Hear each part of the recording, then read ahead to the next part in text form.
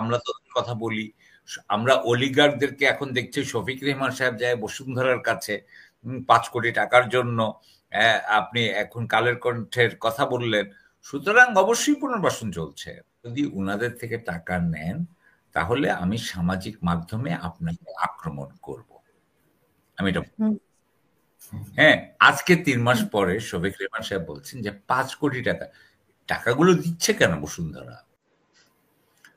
কোনো ভিত্তি নেই, উনি আসছেন না, এবং এগুলো পুরোটাই হচ্ছে একটা প্রপাগান্ডা।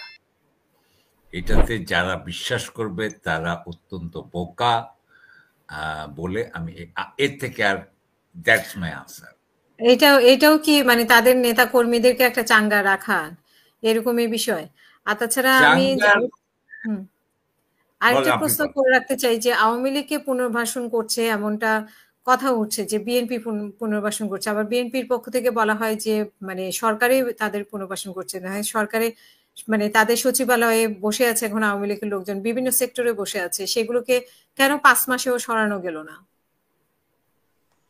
না, এই ব্যাপারে তো আমাদের যে সরকার এখন আছেন, যে যারা আমাদের উপদেষ্টা, আমাদের প্রধান উপদেষ্টা, তারা সারা জীবন সিস্টেমের বিরুদ্ধে থেকেই কাজ করে এসেছেন।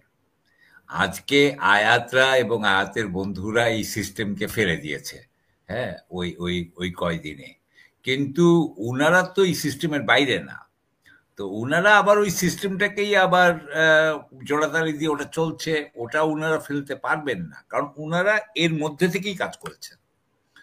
সুতরাং আমলাতন্ত্রের যেটা থাকবে, আমি মনে করি এটার কোনো আমাদের সমাধান হবে না।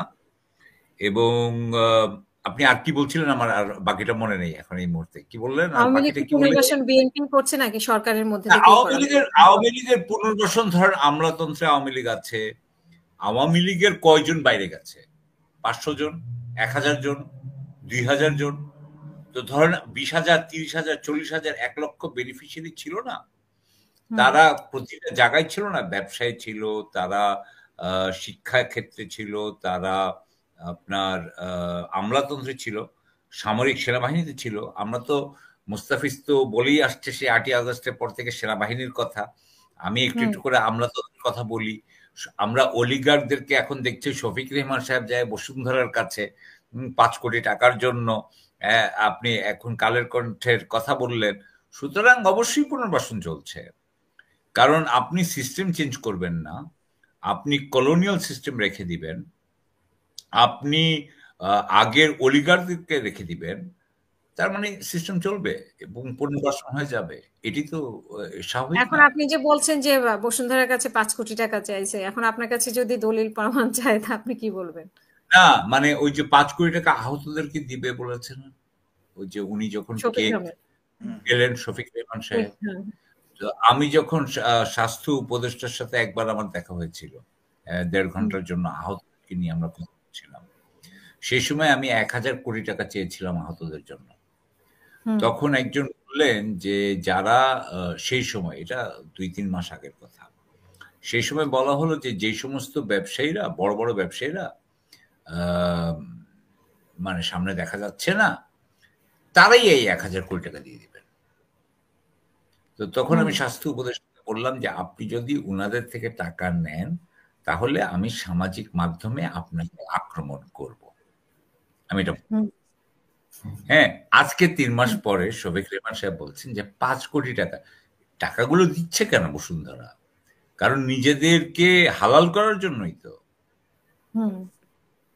আমি তো সেই হালাল চাচ্ছি না। তো এটাই এখন আপনি যে পুনর্বাসনের কথা বললেন, এই পুনর্বাসন তো হয়ে যাচ্ছে আমাদের সামনে। এবং আমি এটা মনে করি, এবং আমি এই ব্যাপারে একটু এতক্ষণ হেসে হেসে কথা বলছি, কিন্তু একটা কথা বলি, এটা সিরিয়াস।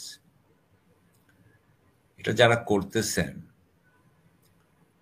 তারা কিন্তু প্রত্যেকটা নিহত মানুষের সাথে বিশ্বাসঘাতকতা করলেন।